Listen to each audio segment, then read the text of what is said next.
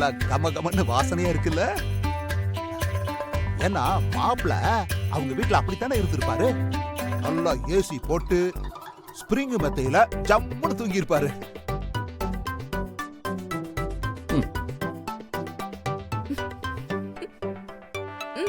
நம்ம வீட்டுல அந்த மாதிரி எதுவும் இல்லையேம்மா.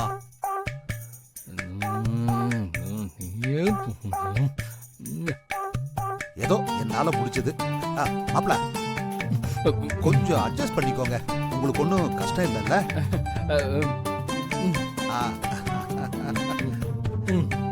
சரி சரி சரி சரி, நான் வரேன்.